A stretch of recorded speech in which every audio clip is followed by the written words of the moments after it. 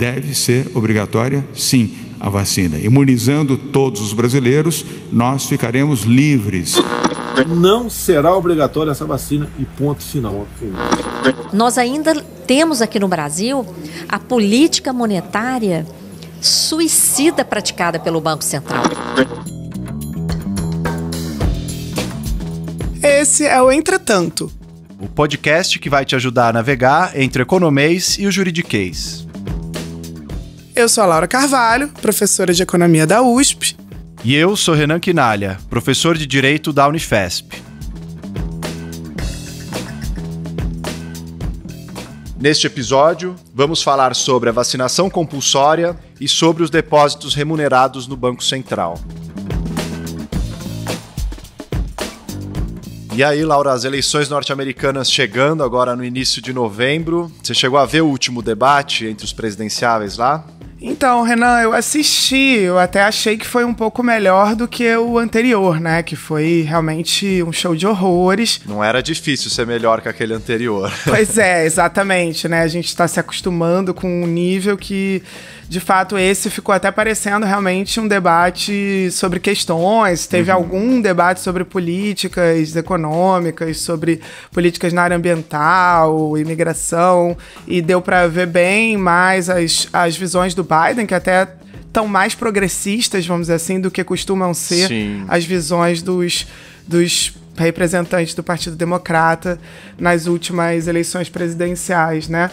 Mas vamos aproveitar e divulgar que no próximo episódio a gente vai falar justamente de eleições americanas. Vai ser um episódio gravado na véspera, né? E que vai ter transmissão ao vivo para quem quiser assistir.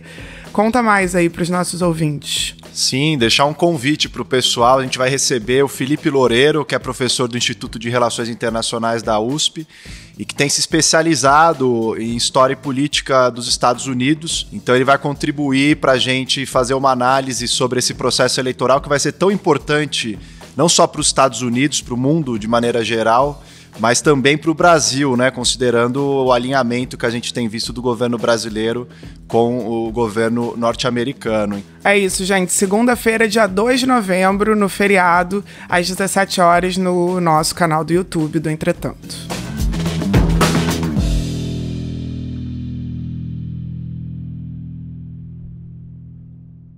Então, Renan, antes mesmo da gente ter uma vacina sendo produzida para a Covid-19, a gente já tem visto uma série de disputas políticas e jurídicas em torno desse tema. Na última semana, o governador João Dória, né, começa a anunciar que o Instituto Butantan vai começar a produzir, né, a vacina da Sinovac, e o Bolsonaro chegou já a afirmar, para além de cancelar a compra pelo Ministério da Saúde dessa vacina, né, que poderia já ir adiantando o processo, dado que a vacina de Oxford, que é aquela que o governo federal comprou, ainda está com algumas interrupções, não está claro que vai de fato sair, né? O Bolsonaro afirmou que o governo dele não vai obrigar ninguém a tomar vacina por respeitar as liberdades individuais, né? Porque temos uma jornada pela frente, onde parece que foi judicializada essa questão, e eu entendo que isso é uma questão de justiça, isso é questão de saúde acima de tudo. Não pode um juiz decidir se você vai ou não tomar vacina. Isso não existe, né? E nas suas redes sociais ele chegou a aparecer numa foto com um cachorro, né, o Faísca, e postou que vacina obrigatória é só para cachorro. Então a primeira pergunta é possível forçar as pessoas a tomarem a vacina? O que diz a nossa legislação a respeito disso? É possível sim, Laura. A gente está vendo mais um capítulo desse debate, enfim, em torno da irresponsabilidade do governo federal, que antes mesmo de existir uma vacina segura, né, eficiente em relação à Covid, já está fazendo propaganda em sentido contrário, quando o que se esperaria de um governo federal é justamente campanhas de estímulo à vacinação e à prevenção no caso de uma doença, ainda mais em tempos de uma pandemia como essa. E a gente vê aí aquilo que em outros episódios também a gente discutiu, que em vários momentos você tem uma colisão, né, entre direitos e princípios. Isso é uma coisa que acontece muito quando você vai olhar para os casos concretos. Então nenhum direito ele é absoluto, é preciso conjugá-los, é preciso ponderar de maneira a efetivar esses direitos, do modo máximo possível, sem afetar um outro direito que também está em jogo. Então, nas medidas que a gente discutiu aqui de isolamento, de quarentena, de restrições à circulação de pessoas, de acesso a dados para monitorar, tentar restringir a circulação do vírus, tudo isso foi utilizado e, de fato, são restrições a direitos individuais, à liberdade de ir e vir, mas de maneira justificada e fundamentada na lei, porque justamente se está protegendo a saúde pública, né, o interesse público. Então, nesse caso, a gente vê mais um capítulo dessa discussão em que você precisa relativizar certos direitos individuais e certas liberdades que estão asseguradas na legislação para conseguir efetivar a segurança e a saúde coletivas. Não à toa que as autoridades sanitárias elas têm um poder de polícia, como a gente diz no direito, ou seja, em nome do bem-estar social, fazer certas restrições a direitos individuais. Isso é uma lição simples de compreender, mas que nesses tempos estranhos que a gente está vivendo, parece que emerge esse liberalismo extremado e um tanto deturpado de que o direito do indivíduo ele é ilimitado e que eu posso exercer o meu direito individual mesmo contra a segurança da coletividade. E não é isso. A nossa Constituição, quando ela estabelece que o direito à saúde é um direito de todos e um dever do Estado, isso envolve também esse processo de imunização coletiva que é feito por meio das vacinas, principalmente. E a vacina ela tem essa dimensão na nossa legislação de ser tanto uma proteção individual e também uma proteção coletiva. Então ela não é só algo como um outro tratamento de saúde qualquer, né? Tomar uma injeção em relação a algo, né? Que eu posso escolher se eu tomo, se eu não tomo, se eu busco o tratamento, qual tratamento eu busco. Né? A vacina ela tem uma dimensão dupla de ser um direito e também de ser um dever. E a analogia que se faz muito para compreender esse estatuto jurídico da vacina é o voto. Nós podemos votar, é um direito conquistado, inclusive, né, o direito ao voto, e ao mesmo tempo é um dever, no caso do Brasil, em que o voto é obrigatório. Nós precisamos ir lá votar. E por isso é importante que as pessoas assumam um compromisso solidário, ético, em relação aos demais, de se vacinarem. Agora, é evidente que você tem modos também de fixar essa obrigatoriedade. Então, a gente tem, historicamente, uma série de campanhas nacionais de vacinação em que você tenta incentivar as pessoas a tomar, você tem que deixar essas vacinas disponíveis no Sistema Único de Saúde. E no Brasil, a gente tem legislações específicas que estabelecem que certas vacinas podem, sim, ser obrigatórias, ao contrário do que diz o presidente. Na lei, por exemplo, 6.259, que é de 1975, do governo Geisel, é uma lei que estabeleceu o Programa Nacional de Imunizações. E lá no artigo 3º diz que o Ministério da Saúde tem que elaborar o Programa Nacional de Imunizações, que vai definir as vacinações, inclusive as de caráter obrigatório. Ou seja, não é algo surreal, não é algo que está sendo inventado agora, né? Uma tentativa de impor vacinação para as pessoas contra a vontade. Né? Isso já tem uma história antiga no nosso sistema jurídico. A Portaria 597 de 2004, ela instituiu um calendário nacional de vacinação. E ali também diz que, caso o indivíduo não esteja em dia na sua carteira de vacinação, não pode matricular em creche, instituição de ensino, não pode se alistar para o serviço militar obrigatório, não pode receber benefícios sociais do governo. Essa portaria teve algumas outras alterando, revogando dispositivos dela, e ela tem um caráter limitado, porque é uma portaria, não é uma lei em sentido formal. Mas isso tudo mostra que a gente tem uma série de disposições legais que, se for o caso, e assim for decidido pelas autoridades sanitárias, que pode sim cobrar a vacinação das pessoas e estabelecer isso, inclusive para determinados grupos, prioritariamente, primeiro como obrigatórias, depois para outros, ou seja, é possível modular também esses efeitos. Mas há respaldo na nossa legislação. O próprio Estatuto da Criança e do Adolescente, o ECA, de 1990, ele diz no artigo 14 que é obrigatória a vacinação das crianças nos casos recomendados pelas autoridades sanitárias e que os responsáveis legais podem ser, inclusive, multados caso não façam isso. Isso sem falar numa lei muito recente, que a gente já comentou aqui, que é a Lei da Quarentena, 13.979, assinada pelo próprio presidente Bolsonaro, que diz que para enfrentar a emergência de saúde pública da Covid, é possível, sim, as autoridades sanitárias adotar no âmbito das suas competências a vacinação e outras medidas profiláticas. Então, a gente tem um quadro legal que permite, sim, a obrigatoriedade da vacina. É evidente que pode variar de acordo com o local, né? A gente tem um regime também federalista no Brasil, mas é importante dizer que essa campanha anti-vacinação do governo, ela vai na contramão dos dispositivos legais que estão em vigor, inclusive alguns deles assinados pelo próprio presidente Bolsonaro. Pois é, Renan, você mencionou, inclusive, alguns dispositivos que poderiam haver para, vamos dizer, punir quem não estiver vacinado, né? Punir no sentido de, por exemplo, a pessoa não poder se matricular numa escola, né? No caso do voto obrigatório, por exemplo, a gente vê, né, se cobrar o documento de que está regular com as suas obrigações de votar, por exemplo, quando se faz um concurso público, né? Se vai assumir uma vaga, enfim. Mas, além disso, tem uma multa que também você tem que pagar para regularizar a situação. No caso dessas medidas de vacinação compulsória, quais são as penalidades que poderiam ser aplicadas? Esse debate a gente está fazendo não num vazio, né? Preciso considerar que a gente tem um processo de crescimento mesmo dessa mobilização anti-vacina no Brasil e em vários outros lugares do mundo. No Brasil, em 2019, foi a primeira vez em quase 20 anos que o país não atingiu a meta para nenhuma das principais vacinas indicadas para crianças de até 1 ano, né? Então isso é muito relevante para a gente considerar nesse debate. E por isso que a legislação faculta a certas autoridades essa prerrogativa de estabelecer vacinação obrigatória para conseguir a imunidade coletiva. Em caso de descumprimento, a própria legislação fornece alguns caminhos possíveis, né? Que vão desde alguns instrumentos de estímulo. Então, se a pessoa se vacina, ela pode acessar um benefício social do governo, por exemplo.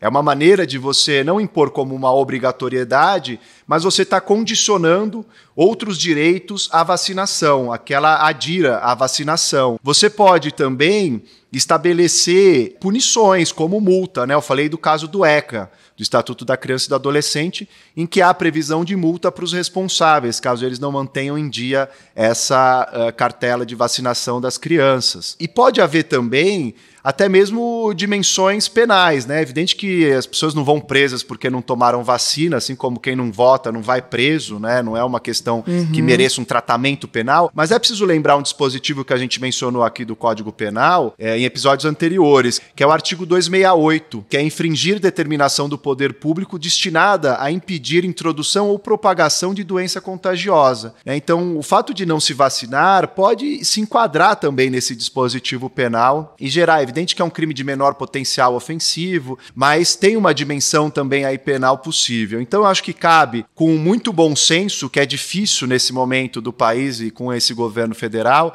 mas com bom senso modular os efeitos dessa obrigatoriedade, né? Pensar em campanhas de incentivo, campanhas de conscientização, porque a própria ONU orienta que vacinação obrigatória não é muitas vezes o melhor caminho para você garantir um alto índice de vacinação, porque mais importante do que isso é de fato convencer, por meio de campanhas educativas, as pessoas que há uma importância muito grande para a saúde dela individualmente e também para a sociedade como um todo, que ela se vacine e que ela assuma essa lógica também de prevenção, né, e tome uma parte nesse processo de prevenção da circulação da doença.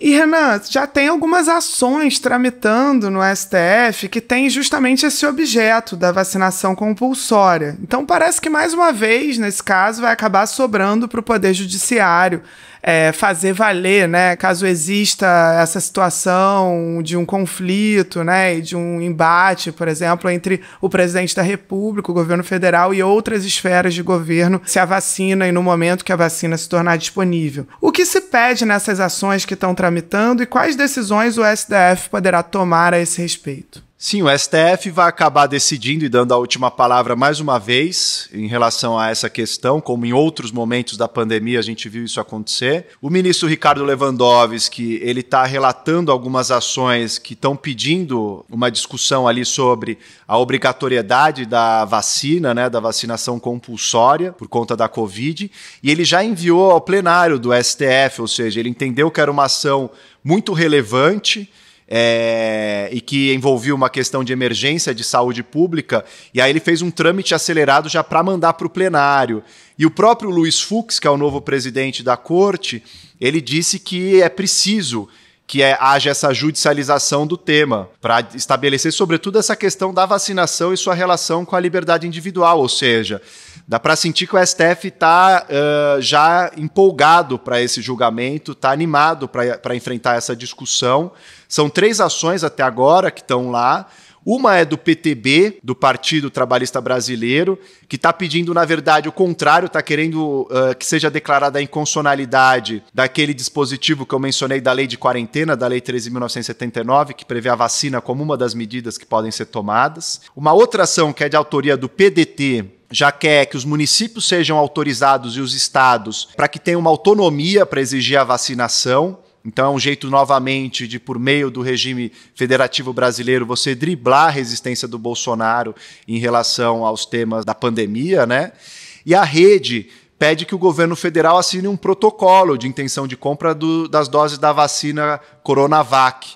Então é uma tentativa de reverter aquele anúncio que você mencionou no começo, que o governo Bolsonaro desistiu de seguir adiante com essa compra, caso a vacina de fato se desenvolva, só porque ela tem relação com o governo do estado de São Paulo e com o Instituto Butantan. Então é uma tentativa de obrigar o governo a apresentar um plano de aquisição de vacinas no plano federal, porque os municípios e estados dependem disso.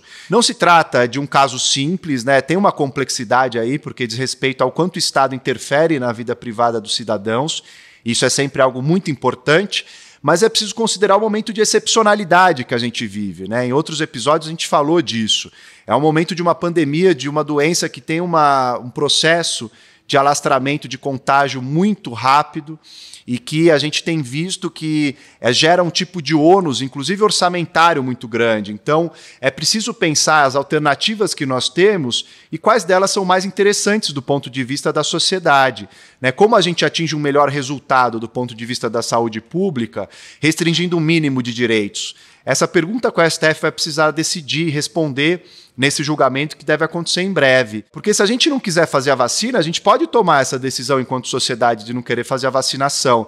Mas a gente vai querer, então, manter o isolamento compulsório, manter uma quarentena, né, que cada hora vai para um setor, que relaxa, depois volta a endurecer. Não se está convivendo bem com tudo isso, né? O impacto econômico, inclusive, é muito maior de você manter uma quarentena do que você fazer a vacinação. Não é mais barato nem fácil investir na cura do que até na vacina? É muito mais barato a gente fazer a vacinação do que depois deixar as pessoas irem ocupar leitos de UTI. A gente tem uma dimensão aí de que é preciso privilegiar a vigilância sanitária e a prevenção da doença. Isso está na própria legislação do Sistema Único de Saúde, né, que é uma lógica preventiva. Então a gente espera que o STF consiga modular esse direito individual para que as pessoas entendam que não possam colocar em risco a saúde de outras pessoas e a segurança coletiva só em nome de um suposto direito individual de circulação, de não tomar a vacina e assim por diante. Acho que a gente já amadureceu durante essa pandemia para entender que é preciso conjugar nossos direitos individuais com a coletividade.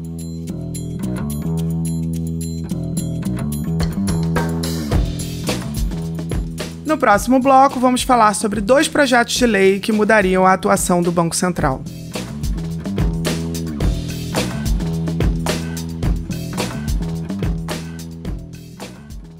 Laura, o presidente do Senado, Davi Alcolumbre, agendou para o dia 3 de novembro a votação de 2 projetos que estão relacionados ao Banco Central. Um primeiro que é relativo à independência, que é um debate bastante antigo aí, né? E o outro criando os chamados depósitos voluntários remunerados. Essa pauta criou uma enorme polêmica e muita gente concluiu que é uma tentativa de atender ao interesse dos bancos. É isso mesmo que está por detrás desse debate? Então, Renan, a primeira coisa é entender que, embora esses 2 projetos estejam sendo pautados juntos, eles são bem diferentes, né? Então, na verdade, o primeiro, que é esse da independência do Banco Central, e que, na verdade, é de autoria do senador Plínio Valério, do PSDB do Amazonas. O Banco Central precisa traçar sua política e executar. E essa segurança precisa aos investidores internos e externos. Esse projeto já está discutido ao extremo, e é benéfico para o país porque vai trazer segurança monetária, financeira e jurídica. Ele estabelece que o presidente do Banco Central e os 8 diretores do Banco Central terão mandatos que não vão mais coincidir com o do presidente da República. Então a ideia, né, e por isso está associado a esse princípio, né, tão controverso da autonomia do Banco Central, da independência do Banco Central, é separar o ciclo político dos mandatos de quem dirige o Banco Central. E o princípio, vamos dizer, na economia que está por trás da defesa dessa ideia, né, daqueles que defendem essa ideia, é de que ao fazer isso, ao descolar ao máximo, né, a gestão da política monetária do ciclo político, você está, na verdade, evitando que a diretoria do Banco Central e a presidência do Banco Central tenha o estímulo, o incentivo a, em nome de razões eleitoreiras, por exemplo, né, reduzir o desemprego na economia à custa de um descontrole da inflação, né? Então, para evitar que isso ocorra, a ideia de você separar, de você criar esses mecanismos que isolem o Banco Central da política, ela costuma ser defendida pela ideia de que, ao não fazer isso, os presidentes dos bancos centrais, os gestores, os formuladores da política monetária, eles acabariam tendo objetivos políticos, e se eles tiverem objetivos políticos, eles vão acabar tentando, né, vamos dizer, gerar mais crescimento econômico, reduzir a taxa de desemprego, e isso pode levar a um descontrole inflacionário que, na verdade, seria ruim para todo mundo. Então, seria ruim para a própria sociedade. Então, a defesa é de que não é que se estaria priorizando a inflação em detrimento do desemprego. É que, ao ter esse Banco Central atrelado à política, você acabaria fazendo com que as próprias expectativas dos agentes fossem de mais inflação, isso acabaria descontrolando a inflação e não servindo nem ao propósito de reduzir o desemprego, né? Esse é um debate antigo, há, evidente, uma série de contra-argumentos e de outras vertentes que não consideram ser assim, que inclusive consideram que tornar o Banco Central autônomo na verdade, descolar a política monetária da própria democracia, né, dos próprios objetivos da sociedade, que então não seria verdade essa ideia de que, ao ter apenas, vamos dizer, técnicos descolados da política, que só querem controlar a inflação, você acabaria, na verdade, agindo contra interesses da sociedade em outros objetivos que não são esse, né, como o do desemprego menor. Então, enfim, isso é um debate antigo, de fato. Esse projeto de lei que está indo à votação é bastante controverso. A oposição, inclusive, ao governo tende a ver com maus olhos, sobretudo os partidos de esquerda, esse projeto, né? O segundo projeto é muito diferente desse, né? E eu acho que o fato de eles estarem sendo pautados juntos, quase que como uma moeda de troca, inclusive, está gerando essa confusão, né? Porque o segundo projeto, na verdade, é um projeto de autoria de um senador do PT. Ele já vinha sendo proposto durante o governo Dilma, na época da gestão do Ministério da Fazenda pelo Nelson Barbosa. E, na verdade, ele é um projeto que tenta criar um instrumento que se chama justamente os depósitos voluntários remunerados dos bancos junto ao Banco Central, que é um instrumento que está à disposição da maior parte dos bancos centrais do mundo e que no Brasil não pode ser utilizado, não há esse instrumento, e isso, na verdade, oferece um dispositivo a mais, né, para que o Banco Central fixe a taxa de juros, opere a política monetária, né, no seu objetivo de manter a taxa de juros na Selic, que é a meta estipulada, né? E, inclusive, poderia, ao abrir essa possibilidade, gerar menores custos e menores distorções em relação aos instrumentos atuais que o Banco Central utiliza. Não à toa, o Fed, o Banco Central norte-americano, utiliza depósitos remunerados voluntários, o Banco Central do Japão, quer dizer, e que são bancos centrais com taxas de juros muito menores do que as nossas. Claro que não por isso, mas o fato é, não há nenhuma implicação necessariamente entre autorizar esse dispositivo e passar a ter o interesse dos bancos atendidos. E o que pode melhorar com a criação desses depósitos voluntários remunerados no Banco Central, na sua opinião? Então, na verdade, para a gente tentar resumir aqui, né, política monetária não é um assunto fácil, e a gente teve um episódio logo no início da pandemia, aqui no Entretanto, em que a gente discutiu justamente a questão da emissão de moeda versus emissão de dívida pública, né, como possibilidades diferentes de relação entre o Banco Central e o Tesouro, né, entre o Banco Central e o governo, propriamente dito, né.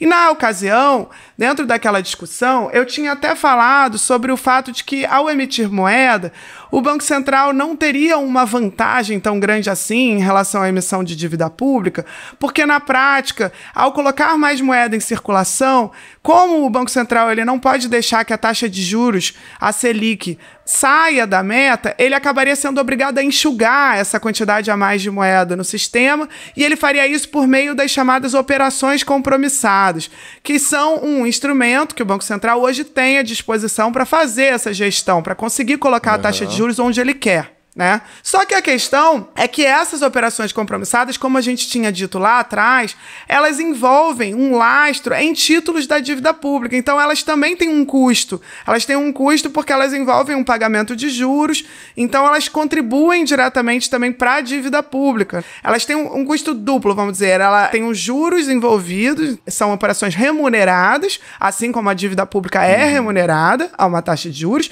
E, além disso, as próprias operações compromissadas são contabilizadas no montante da dívida pública. Então, quando a gente calcula, a gente fala, a dívida pública vai passar de 100% do PIB, né? A gente está contando aí dentro desse cálculo, né? Estão entrando essas operações compromissadas que, na verdade, não são papéis de dívida criados para financiar gastos públicos. São papéis exclusivamente utilizados para essa gestão da política monetária, para que o Banco Central consiga colocar a taxa de juros onde ele quer, né? E isso faz com que, então, aquilo que a gente olha, né, muitas vezes como o patamar da dívida brasileira e começa a comparar com outros países, né? O Brasil tem uma dívida pública bruta muito alta, vamos chegar a 100% do PIB agora na pandemia, antes já era mais de 70% do PIB, né? E a gente compara com países que não priorizam esse instrumento das operações compromissadas na hora de fazer a sua gestão da política monetária, a gente está um pouco comparando banana com laranja, porque no nosso cálculo estão entrando essas operações, enquanto nesses outros países, na verdade, são utilizados justamente os depósitos remunerados, voluntários, junto ao Banco Central como forma de levar a taxa de juros para a meta, e não essas operações. Então, qual que está sendo a questão, né, para além de facilitar, né, de dar um instrumento a mais, que também não necessariamente substituirá completamente o instrumento anterior, apenas daria mais uma opção ao Banco Central como forma de levar a taxa de juros para a meta, né? E muitos defendem que é uma opção menos custosa, é uma opção que, enfim, facilitaria muito a operação do Banco Central. Mas, para além disso, a própria dívida pública poderia ficar num patamar menor, né, em relação ao PIB, o que também vai deixando claro como esse indicador da dívida pública não é alguma coisa tão objetiva assim, né? Também tem um quê de arbitrário, né? Essas operações compromissadas serem consideradas dívida pública é alguma coisa que afeta esse número, né? Esse patamar aí, que não é nenhum número mágico, a gente já falou sobre isso, né? Não é que existe um limite pré-estabelecido para o que é esse patamar, e para além de não existir um limite pré-estabelecido, o próprio número é sujeito a esse tipo de mecanismo, né? Se o país faz esse tipo de operação, se não faz,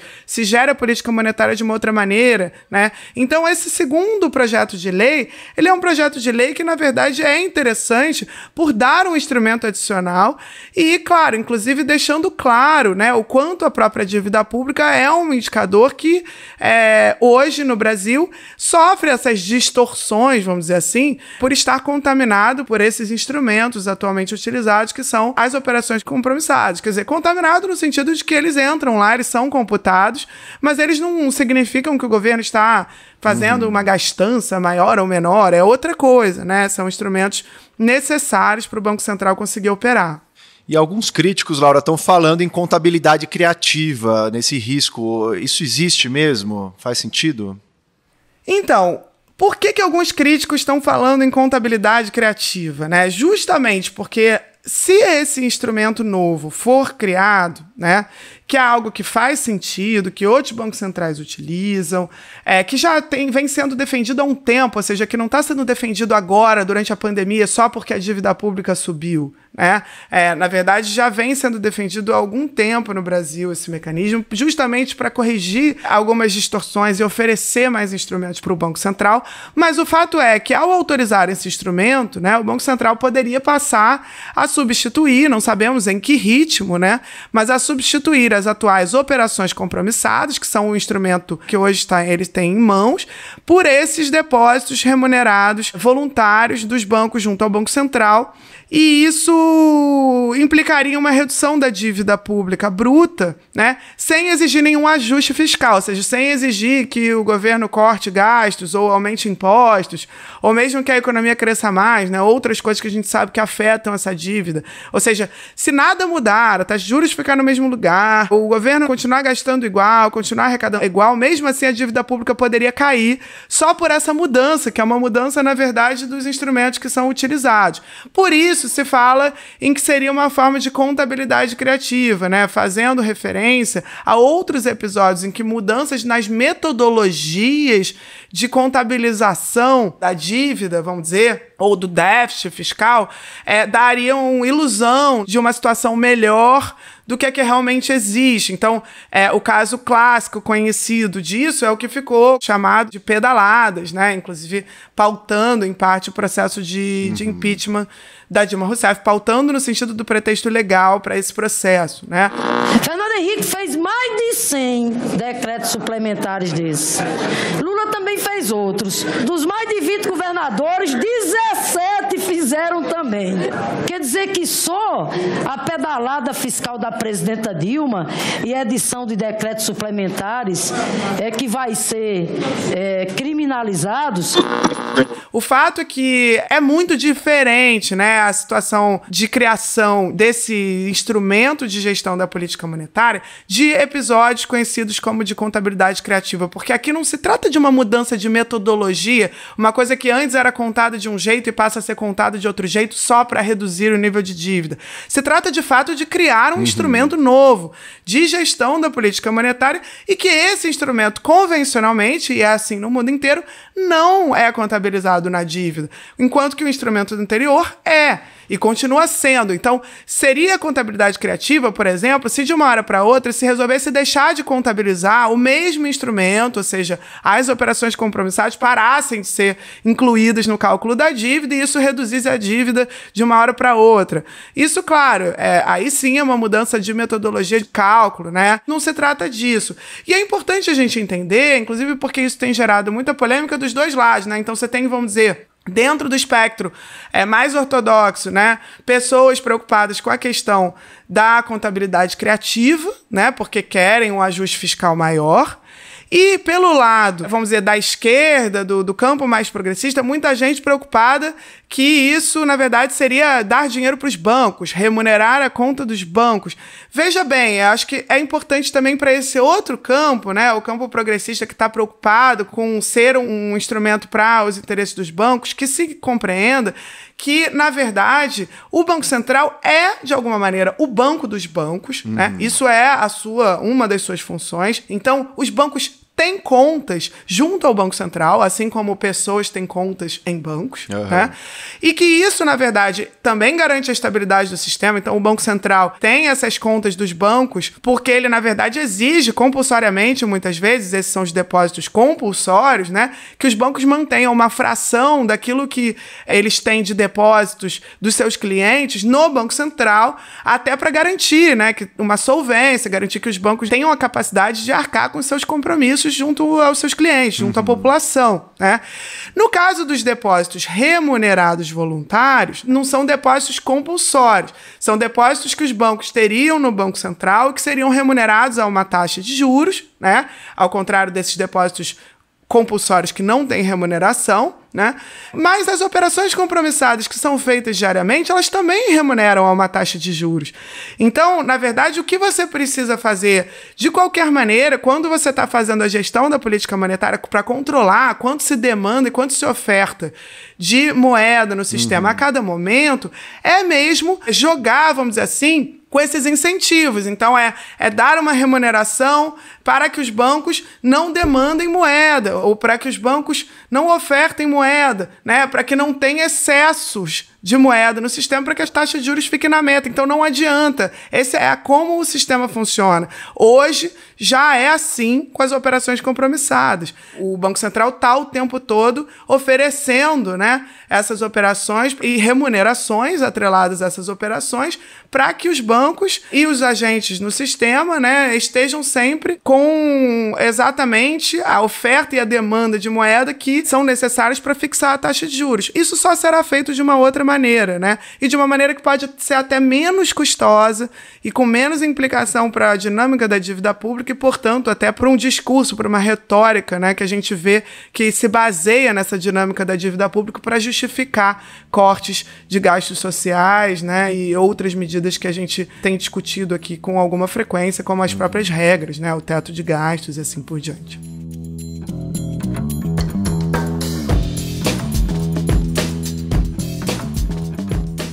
Laura, o que você vai comentar dos e-mails, perguntas que chegaram pra gente aqui? Então, Renan, no nosso e-mail, entretantopodcast@gmail.com, a gente tem recebido bastante sugestão de pauta, agradecemos muito os ouvintes, levamos todos em consideração. E também chegou aqui uma dúvida do Marco sobre o cálculo do PIB, na verdade. Ele pergunta qual é o impacto na economia das coisas que são ilegais, por exemplo, drogas, armas, jogos. Isso entra de alguma forma no PIB? É um PIB oculto? Como que a legislação brasileira trata disso? Então, Marco, as convenções para entender o que entra dentro do cálculo do PIB, elas são, na verdade, convenções criadas, padrões, né, criados pela ONU, em que, na verdade, cada país, e no caso brasileiro o IBGE, segue essas orientações e considera as atividades econômicas para cálculo do PIB pela ótica da produção, compilando todas as informações necessárias da maneira em que consegue, né? Ou seja, por meio de informações de pesquisas amostrais feitas junto a empresas, por exemplo, ou por meio também de informações que vêm da coleta de impostos. São várias as bases de informações que servem para esse cálculo, né? O fato é que atividades ilícitas, assim como também atividades informais, não são contabilizadas diretamente no cálculo do PIB, quando a gente está pensando no PIB calculado pela ótica da produção, tá? Então já vou falar qual é a diferença entre ótica da produção e ótica da despesa, do gasto. Na ótica da produção, você vai nas empresas, você pergunta, você compila essas informações todas e essas atividades não entram. Há, claro, institutos de pesquisa que tentam estimar, né, o que seria esse PIB oculto, como você chama, né? O PIB que não está entrando, mas que existe, que são atividades que estão gerando renda na economia, claramente, que fazem o dinheiro circular, etc., que, portanto, estão, sim, contribuindo na realidade para a dinâmica da economia, mas que não estão entrando nesse cálculo, né? Isso, de fato, é estimado por alguns institutos, mas não entra oficialmente no cálculo porque essas bases de informações não existem para essas atividades, né? Por outro lado, quando a gente calcula o PIB pela ótica da despesa e a equivalência entre esses cálculos, ou seja, quando a gente olha para qual é o consumo das famílias, o investimento das empresas, gasto do governo, exportações e importações, que é o que a gente usa, né, os componentes do PIB pela ótica da despesa, aí é evidente que se uma renda foi gerada, por exemplo, numa atividade ilícita ou numa atividade informal, e isso gera um gasto, um consumo numa atividade formal, ou seja, aquilo que foi gerado de renda na atividade como o tráfico de drogas, né, vai ser usado para a compra de um automóvel oferecido por uma empresa legalizada, e aí isso sim entra no cálculo do PIB, né, é evidente que isso vai aparecer. Então, isso até contribui para gerar discrepâncias estatísticas entre o que é o PIB pela ótica da produção, de quem está produzindo, e o que é o PIB pela ótica de quem está comprando. E esses ajustes metodológicos, inclusive, servem, né, para a revisão dos cálculos do PIB, para o número que a gente entende que talvez esteja aí num lugar no meio, né, não simplesmente exclui o efeito de todas essas atividades, mas também não contabiliza tudo isso, porque a gente precisa que essa identidade seja respeitada. E a dica de hoje, Renan, qual vai ser? Queria recomendar para o pessoal um filme muito bom que está no Netflix, chamado Rede de Ódio, que é um filme polonês que trata de uma história de um jovem que trabalha como consultor digital, enfim, numa agência, e que envolve essas campanhas tão atuais aí, enfim, que a gente tem visto falar nas últimas eleições, campanha do Brexit, etc., que são essas campanhas de desinformação e de disseminação de ódio em redes sociais.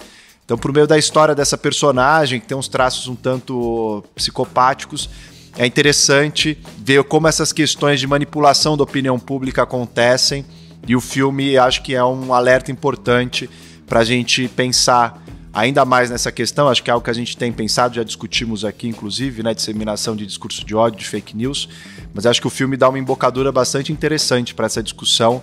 Fica a dica para quem puder assistir. Muito legal, vou ver. É isso, gente. Até a próxima semana. Até a próxima semana. E não esqueçam, dia 2 de novembro, a nossa live sobre as eleições norte-americanas. Às 17 horas no nosso canal do YouTube.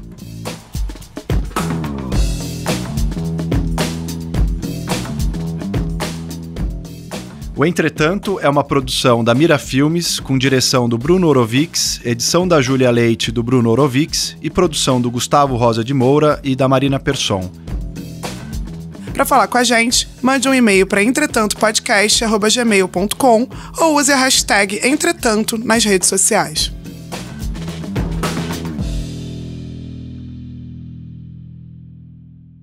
Esse episódio teve o apoio da Open Society Foundations.